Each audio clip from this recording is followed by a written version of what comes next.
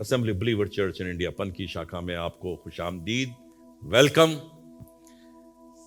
इबादतें बदस्तूर इस कलीसिया की सवेरे 10 बजे होती थी, होती हैं और आगे भी होती रहेंगी 10 बजे।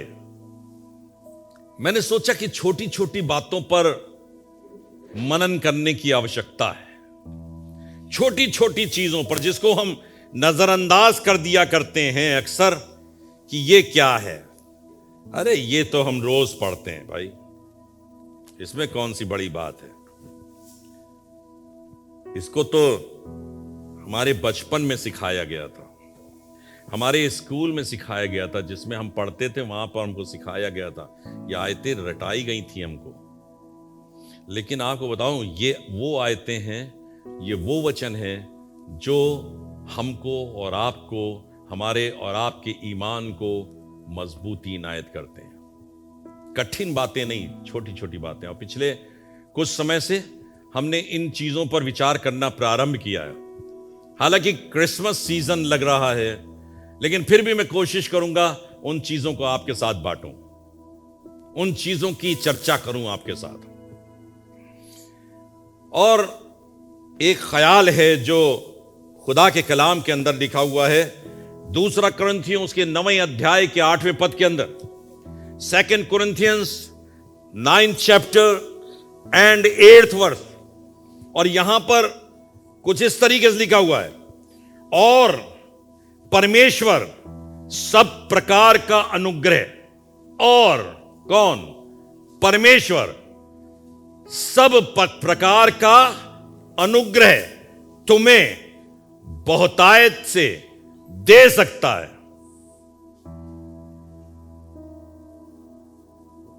अनुग्रह की बात हो रही है, हम लोग सब अनुग्रह चाहते हैं।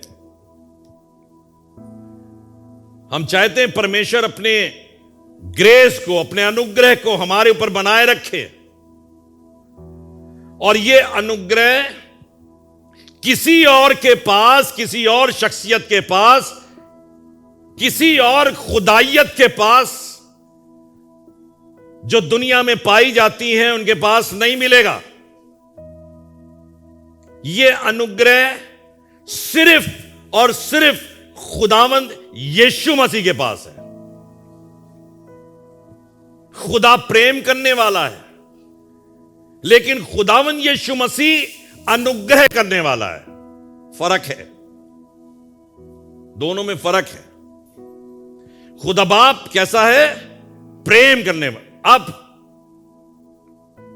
जब हम लोग कलमात बरकत देते हैं तो उसमें भी इन बातों को कहते हैं, परमेश्वर पिता का प्रेम और प्रभु यीशु मसीह की दया, अनुग्रह और पवित्र आत्मा की सहभागिता तुम पर सदा सर्वदा बनी रहे।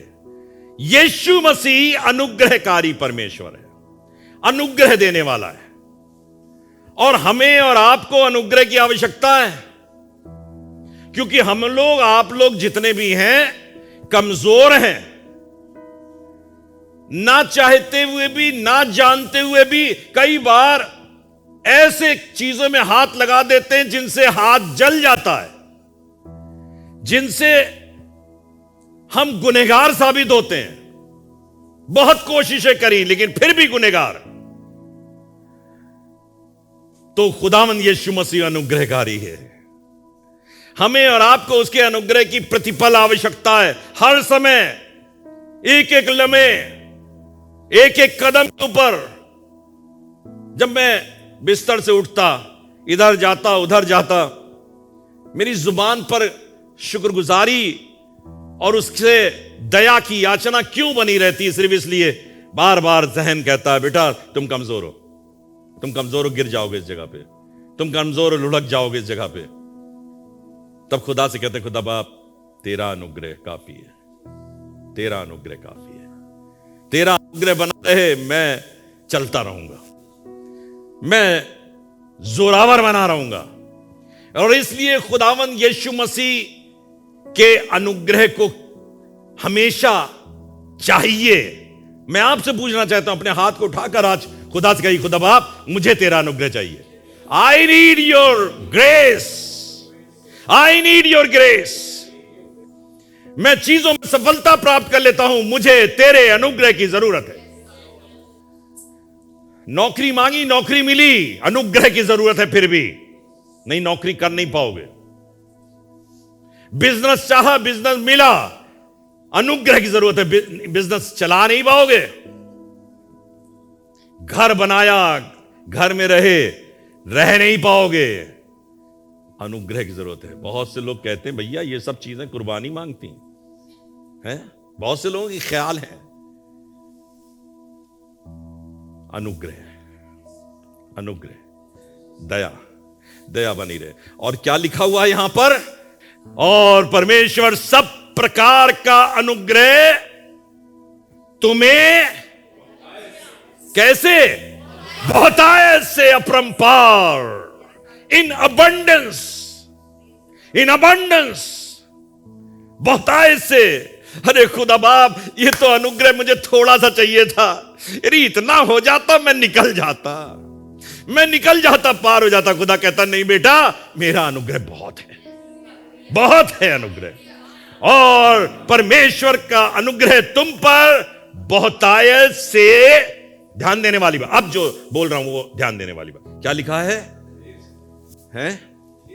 दे सकता है, कहिए दे सकता है। मिला कि नहीं मिला ये तो हम पर, आप पर निर्भर है, वो दे सकता है। गलत फहमी यहां पर है कि हमको मिला नहीं मिला हमें पता ही नहीं, हम कह रहे हैं मिल गया, हम कह रहे हैं मिल गया, हम जी रहे हैं, आनंदित है। अरे भैया जानो तो सही, अनुग्रह है भी कि नहीं है, दया है भी कि नहीं है, करुणा है भी कि नहीं है।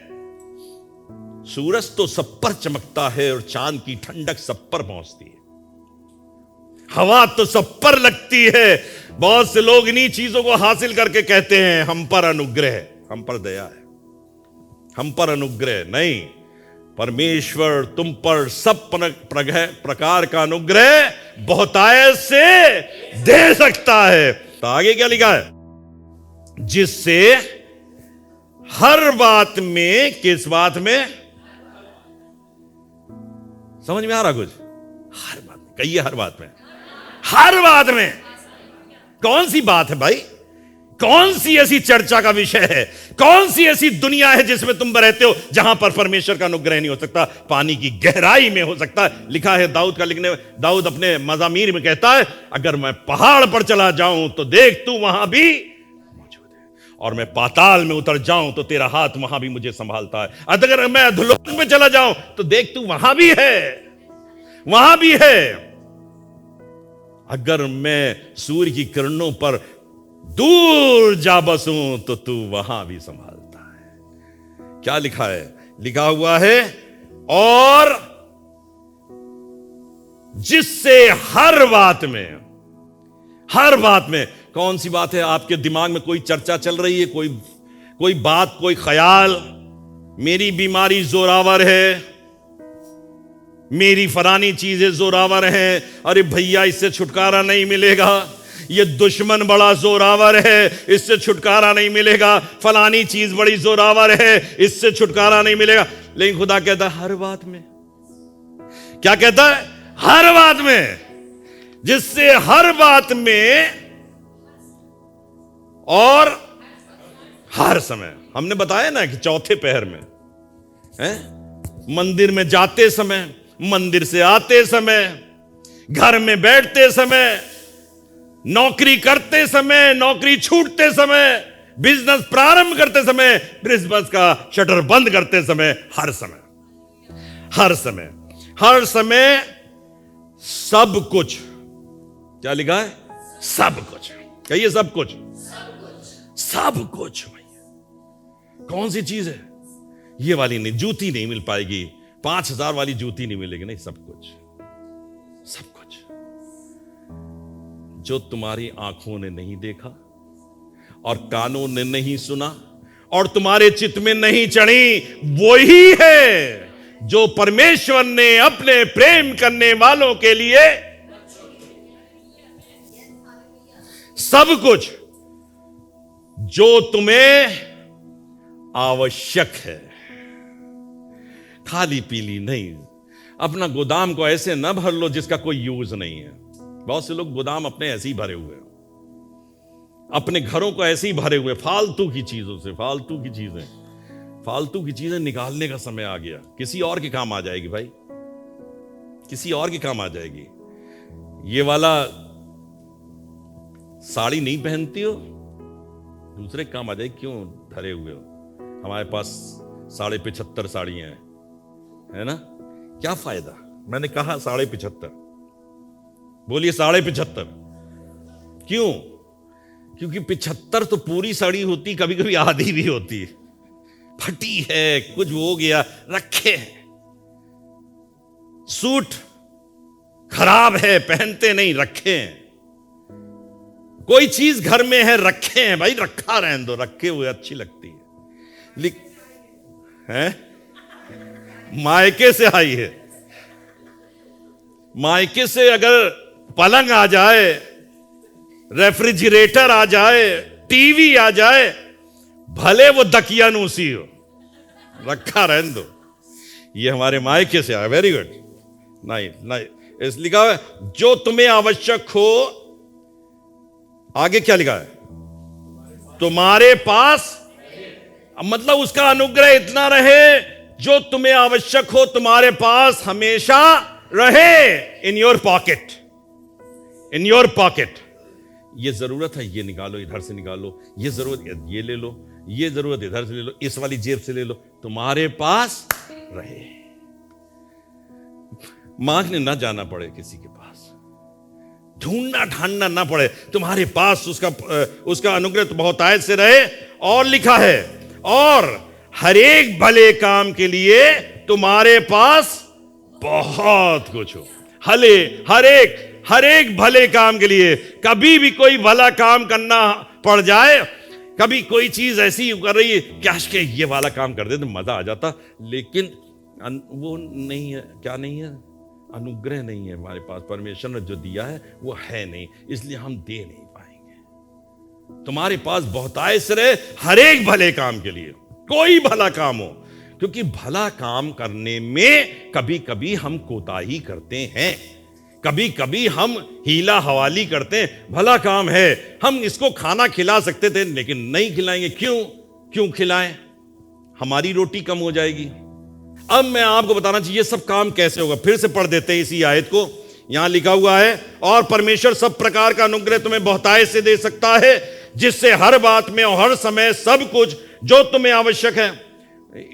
इतने छोटे छोटे सेंटेंसेस को खुदा बाप ने हमारे लिए लिखा है ताकि हम इसे समझें। तुम्हारे पास रहे ताकि हर एक भले काम के लिए तुम्हारे पास बहुत कुछ हो। कैसे हम भले कामों को कर पाएंगे? हो नहीं पाता भाई, नहीं, पॉसिबल नहीं है, पॉसिबल नहीं है। हमको जब हम पुराना नामा पढ़ते हैं तो वहां पर कुछ वर्सेस आपको ऐसे ही बता रहा हूं, लिखा हुआ है। मत्ती रचित सुसमाचार उसके 5वें अध्याय में आ जाइए, और यहां के 38वें पद में लिखा हुआ है, तुम सुन चुके हो कि कहा गया था। हमको तो यही सिखाया गया भाई, हमारी दुनिया को यही सिखाया गया। मैं पापा ने यही सिखाया, मैं मम्मी ने, हमारे स्कूल में ये बात बड़ी प्रगाढ़ता से बताई गई है। इस बात को सिखाया गया है। ये स्कूल है, कौन सा? ये मूसा का स्कूल है। ये कौन सा स्कूल है? ये मूसा का स्कूल है। मूसा के स्कूल में क्या सिखाया गया कि आंख के बदले आंख, आंख के बदले आंख। अगर तेरी आंख निकाल ली किसी ने, कोशिश कर तू उसकी आंख निकाल ले। आंख के बदले आंख और दांत के बदले। अक्सर लोग कहते हैं आंख फोड़ देंगे तुम्हारी, दांत तोड़ देंगे तुम्हारे, बत्तीसी बाहर ले आएंगे तुम्हारी, ऐसा कहते हैं ना। आंख के बदले आंख और दांत के बदले दांत। और लिखा हुआ है निर्गमन की पुस्तक उसके 21 अध्याय के 24 पद में, और हाथ की संति हाथ। मतलब कोई हाथ को चोट पहुंचा दे, हाथ काट ले जाए, तो हाथ की संति हाथ, और पांव की संति पांव, पांव की संति पांव। अरे खुदा बाप, मती में ये लिखा था आंख के बदले आंख, दांत के जितना काफी नहीं था। नहीं, हाथ की संति भी हाथ। अगर हाथ ने कोई अपराध किया तो मूसा का स्कूल कहता है वो हाथ काट लो, काट दो हाथ। जिस पांव ने अपराध किया ये पांव काट दो। पांव की संति 5। और लय व्यवस्था की पुस्तक 24 अध्याय के 20 पद में लिखा है, अर्थात अंग भंग करने की संति अंग भंग किया जाए। अंग भंग करने की, जो अंग काट दिया जा रहे, आंख दांत हाथ पैर से जी नहीं भरा तो कह दिया सारे अंगों को, कोई भी अंग हो अगर उससे अपराध हुआ है, उसको तोड़ा गया, फोड़ा गया, डिफ्रेम किया गया है, उसे डिफ्रेम कर दो, खत्म करो। व्यवस्था विवरण की पुस्तक उसके 19 अध्याय के 21 पद में लिखा है, और तू बिल्कुल तरस। पादी साहब देखिए क्या लिखा व्यवस्था विवरण की पुस्तक में 19 अध्याय 21 पद में। देखिए बड़ी शानदार बात, लेकिन बड़ी अफसोसनाक। क्या लिखा है? लिखा है, और तू बिल्कुल तरस। अरे बाप रे बाप, आंख निकाल ले, तरस ना खाना। हम तो निकाल ही नहीं पाते किसी की आंख। हाथ काट लेना, हाथ तरस ना खाना, और तू बिल्कुल तरस ना खाना, प्राण की संति मर्डर कर देना। भैया ये तो बड़ी अजीब बात है, बड़ी मुसीबत वाली बात। और आज लोगों ने इस चीजों को बहुत कुछ अपना रखा है। जैसा जिसने किया हम तो वैसा बदला देंगे, जैसे को तैसा। इसे कहते, मैंने आज के विषय को शीर्षक दिया है रिटेलिएशन। इसी अध्याय के ऊपर मत्ती रचित सुसमाचार में देखेंगे लिखा है प्रतिशोध। प्रतिशोध, प्रतिशोध सिखाया गया। और खुदा इधर अनुग्रह की बात कर रहा है। वो कह रहा है बहुतायत से तुम्हारे पास अनुग्रह हो, बहुतायत से अनुग्रह हो। आपको मैं बताना चाहता हूं, मसीहत, खुदावंद यीशु मसीह पर ईमान रखने वाले लोगों को कुछ शिक्षाएं दी गई हैं। ये तो मूसा का स्कूल था, लेकिन हम मसीह यीशु के स्कूल में ले चलते हैं। हम यीशु मसीह के स्कूल में ले चलते हैं। हम नहीं चाहते कि हमारी जिंदगी खुदावंद यीशु मसीह के अनुग्रह से वंचित हो जाए, क्योंकि ये स्कूल तो आपको कुछ भी नहीं दे पाएगा, लेकिन यीशु का स्कूल आपको सब कुछ दे देगा। आपको जिंदगी को कैसे चलाना और कैसे बनाना चाहिए उसकी राहें बता देगा। और मैंने इनको 3 भागों में विभाजित किया है। मैंने पहला शीर्षक लिखा है, डू नॉट रिटेलिएट, प्रतिशोध मत लो। ये यीशु मसीह का स्कूल है, ले चल रहा हूं उसी स्कूल के अंदर।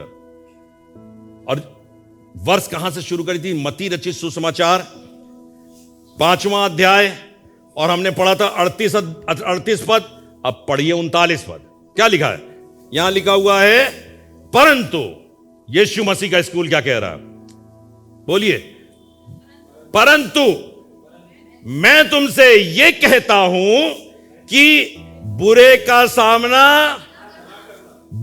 सामना अगर किसी ने तुझे कोई नुकसान पहुंचा दिया।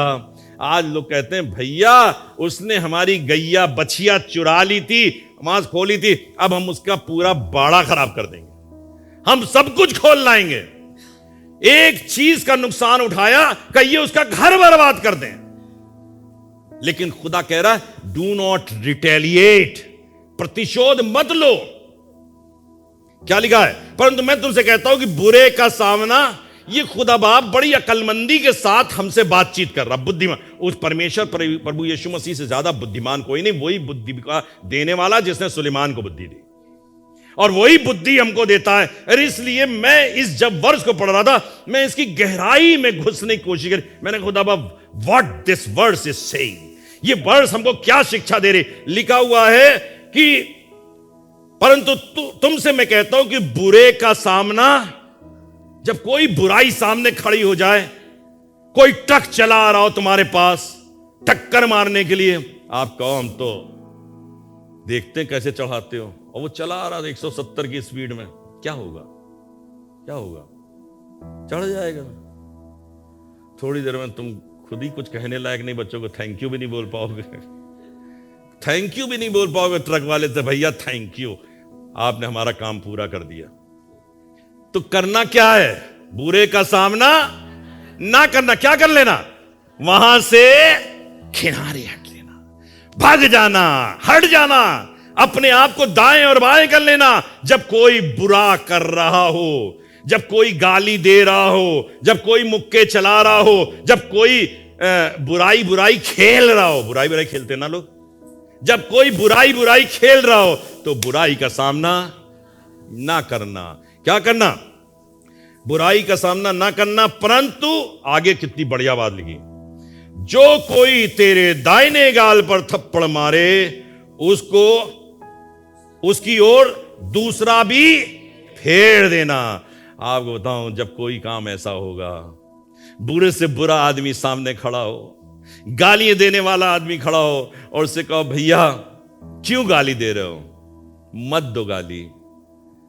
यीशु मसीह जब सलीब पर चढ़ाया जाने वाला था, वो पतरस से कहता है, क्या कहता है? क्या तू नहीं जानता कि मैं अगर बाप से दरख्वास्त करूं तो 12 तमन फरिश्तों की फौज को यहीं ले आएगा, यहीं ले आएगा, लेकिन मेरे पिता की इच्छा नहीं पूरी होगी। मेरे पिता की इच्छा यह है कि मैं मर जाऊं, मैं अपने आप को इनके हवाले कर दूं। खुदा ने रिटेलिएट नहीं किया। उसने ये कहा है कि अभी तुम्हारा वक्त है, ये तुम्हारा वक्त है, तुम्हारा वक्त है, मेरा भी वक्त आएगा। हमको और आपको घमंड करने की आवश्यकता, हमारा भी वक्त आएगा, हम भी राज्य करेंगे। तुम आज राज्य करके हमें बर्बाद, हमें सत्यानाश करना चाहते हो, हमारे चर्चों को उजाड़ना चाहते हो, लोगों को मारना चाहते हो, लेकिन याद रखना एक दिन हमारा राज्य भी आएगा जब हम अब्दुल्लाबाद राज करेंगे, हमेशा हमेशा तक राज करेंगे। दूसरी बात बता रहा हूं, टू मोर देन रिक्वायर्ड, जो करा जाना चाहिए उससे कहीं ज्यादा करो। अगर आपको मालूम है आपके सामने वाला को 2 रोटी की दरकार है, 2 रोटी में इसकी भूख मिट जाएगी, तो 3 रोटी धरने में क्या हर्ज है? वो छूट जाएगी, तीसरी खाएगा नहीं वो। लेकिन डू मोर देन रिक्वायर्ड, उससे ज्यादा करो, जो तुमको दरकार है उससे ज्यादा करो। मैंने लिखा मत्ती रचित सुसमाचार उसके 5वें अध्याय के 40 पद में। अब आ जाइए, ये छोटी छोटी बातें हैं जिन पर नुक्ता रखने की आवश्यकता है। लिखा हुआ है, और यदि कोई तुझ पर नालिश करके तेरा कुर्ता लेना चाहे, तुझ पर मुकदमा चला करके तेरा कुर्ता लेना चाहे, तो क्या लिखा है? तो उसे दोहर भी ले लेने दे, ले लेने दे, कहिए ले लेने दे, ले ले भाई। खुश है, खुश है नालिश करके, चादर से खुश है, वो तो चादर से खुश। भैया ये भी लेते जाओ, मुकदमा चलाएगा, वो चलाएगा मुकदमा। ऐसे आदमी मुकदमा, हमारे घर में कबाड़ का स्टॉक हो गया, ये भी दे रहा, ये भी दे रहा, सब कुछ दे रहा, अपने घर का सारा कबाड़ दे दिया इसने। मैं तो सिर्फ एक चीज लेने आया था, ये सब कुछ दे रहा। लिखा, यदि कोई तुझ पर नालिश करके कुर्ता लेना चाहे उसे दो ले, और जो कोई कोस भर बेगार में ले जाए तो उसके साथ 2 कोस चला जा। बेगार, पुराने समय में यह प्रथा चला करती थी, पुराने समय से हमारे समय तक ये प्रथा चली। हम भी जब छोटे हुआ करते थे तो लोगों को मजा आता था इस करने में, मजा आ रहा है, क्या कर रहे थे? कुछ नहीं कर रहे थे, चले गए फलानी जगह घूम के चले आए। हमारी तो आज तक वो आदत नहीं छूटी, हम तो बेगार में घूमा करते हैं। कभी मेरी मेम साहब कहती क्या करते हो? हमने बेगार में घूमते हैं। कोई कहता ये करते, हमने कहा बेगार में और करेंगे, थोड़ा सा और करेंगे, हमें मजा आ रहा है। खुदा बाप का जब आपको अनुग्रह मिल जाएगा ना, तो आपको ये करने में मजा आने लगेगा। बेगारी काम, बेगारी करो, अनुग्रह पाओ। लोग कहते हैं हम उनके फला के नौकर हैं, हम उनके घर के नौकर हैं, हम क्यों करें? उनके पास उनका जवान बेटा नहीं है क्या? उनके पैरों में क्या मेहंदी लगी है? वो नहीं कर सकते। अरे भाई तुम्हारे नहीं लगी, तुम करो। कोई कोस भर तुमको ले जाए तो 2 कोस, वो बाद में तुमसे कहे मेरे बाप यहां से जाओ, जा भैया, मेरा घर आ गया था, हम तुम्हारे चक्कर में अपने घर में भी नहीं गए, आगे निकल गए। जो कोई कोस भर तुमको ले जाना चाहे, कितने कोस चले जाओ, 2 कोस चले जाओ।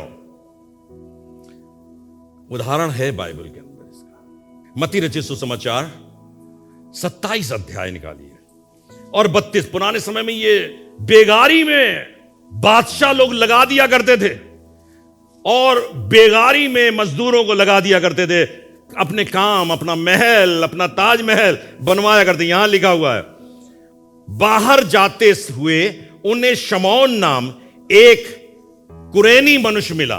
बाहर जाते समय उन्हें शमौन नाम एक कुरैनी मनुष्य मिला, उन्होंने उसे बेगार में पकड़ा। क्या लिखा? और उन्होंने उसे बेगार में पकड़ा। यीशु मसीह सलीब उठाए जा रहे हैं, गिर गिर पड़ रहे हैं, गिर गिर पड़ रहे हैं, बेंत खा रहे हैं, कोड़े खा रहे हैं, यातनाएं सह रहे हैं, भारी सी सलीब कंधे पर लेके जा रहे हैं।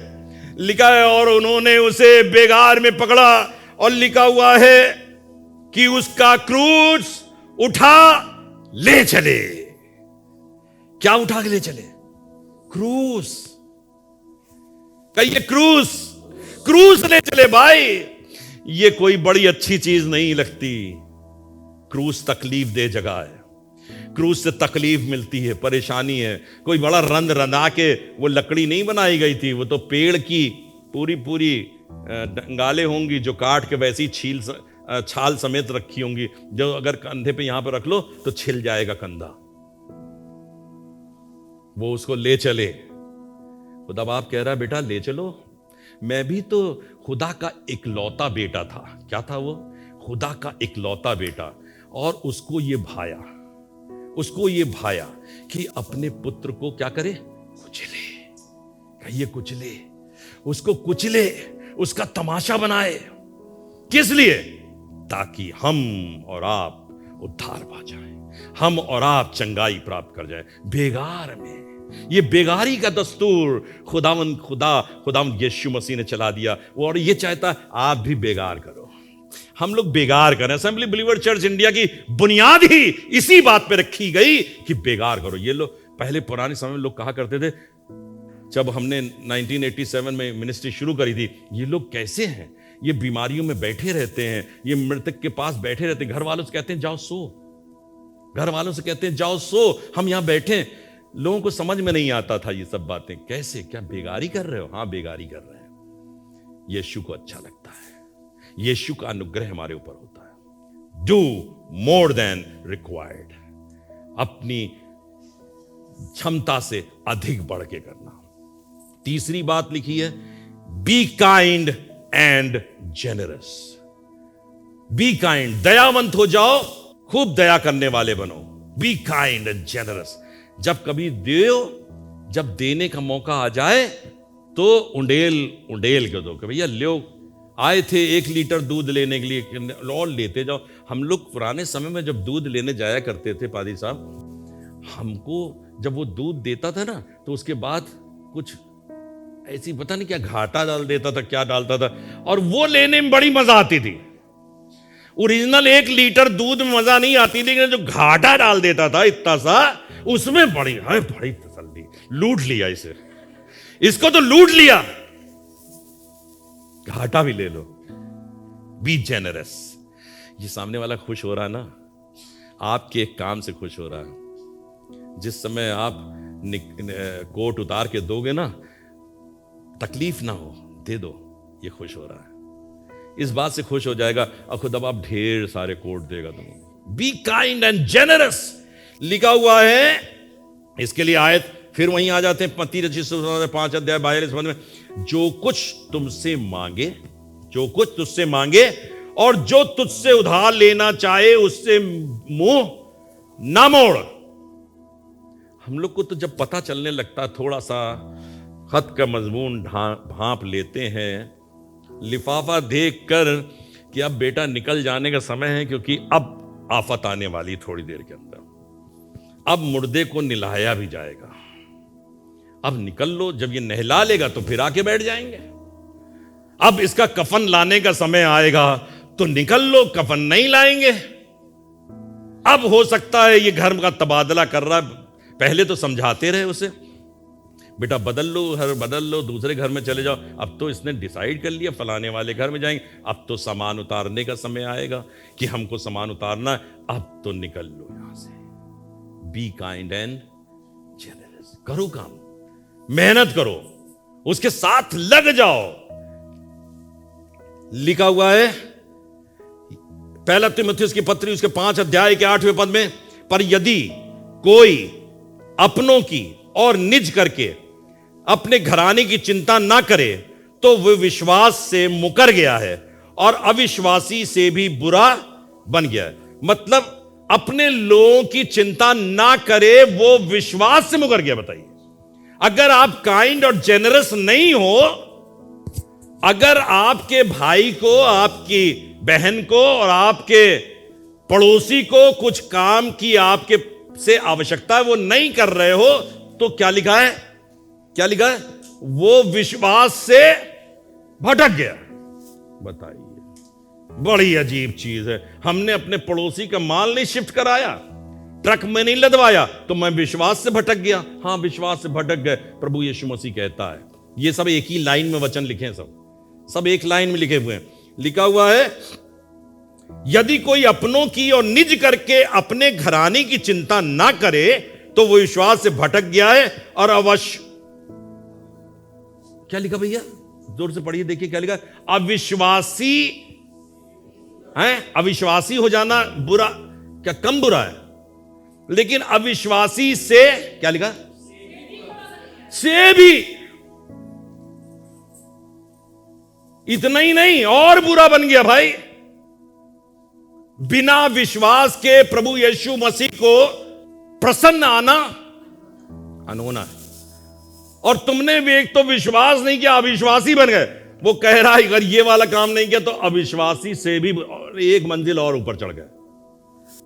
विश्वास करने वाले परमेश्वर को प्रसन्न करते हैं। चलिए आगे चलते हैं। आगे लिखा है 2 कुरिन्थियों 9वां अध्याय 6ठे पद में, पर ये बात तो ये है, 2 कुरिन्थियों 9वां अध्याय 6ठा पद, पर बात तो ये है कि जो थोड़ा बोता है वो थोड़ा काटेगा भी। जो थोड़ा बोता है वो थोड़ा, लोग कह रहे हैं भैया थोड़ा मिला, याद करो बोया कितना था, याद करो मुट्ठी भर बोया था भाई, तो मुट्ठी भर से जितना होना चाहिए उतना हो गया। जो थोड़ा बोता है थोड़ा काटे, ये परमेश्वर के राज्य का सिद्धांत है। मैं क्या बता रहा हूं?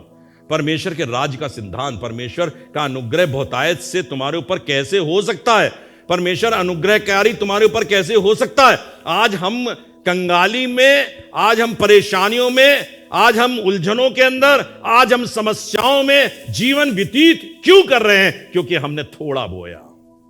जो थोड़ा बोता है वो थोड़ा काटेगा, और जो बहुत बोता है वो बहुत काटेगा। जब बहुत काटने वाला नंबर आए तो उसको, जिसको बहुत मिल रहा है, कभी कभी लोग जल जाते हैं कि ये इसको कितना दे दिया, इसको तो बहुत दे दिया। जलने की जरूरत नहीं है। याद करो अपने उस दिन को जब तुमने थोड़ा बोया था। चर्च के अंदर काम होता है, बहुत काम होता है, बहुत काम करना पड़ता है। लोग कतरा के कई बार चले जाते हैं, कहें क्या करें, फोन भी मत करो, अब तो कन्वेंशन का दिन आ रहा है, अब तो काम होगा ही। लेकिन जब कन्वेंशन जब होती है और उसमें शान होती है, इज्जत मिलती, लोग कहते हैं बड़ी इज्जत मिल रही है। हाँ, बोया भी बहुत था, बोया भी बहुत था। जो थोड़ा बोता है थोड़ा काटेगा, जो बहुत बोता है बहुत का। आखिरी बात, 2 कुरिन्थियों 9वां अध्याय इसके 7वें पद में लिखा है, हर एक जन जैसा मन में ठाने वैसा ही दान करे, न कुड़ के न दबाव से, क्योंकि परमेश्वर, न कुड़ के न दबाव से, क्योंकि परमेश्वर हर्ष से देने वाले से प्रेम, हर्ष से देने वाले से प्रेम रखता। मोहब्बती खुदा है, मोहब्बत का सर चश्मा है, बहुत मोहब्बत करता है। वो मोहब्बत का सरचश्मा है। जब मोहब्बत उंडेल दे, जब यीशु मोहब्बत उंडेल दे आपके ऊपर, अपना प्रेम उसने जगत से ऐसा प्रेम किया। कैसा प्रेम किया? ऐसा प्रेम किया कि अपना एक लौता, जब उसने एक लौता पुत्र दे दिया तो तुमको क्या कुछ ना देगा, क्या कुछ ना देगा।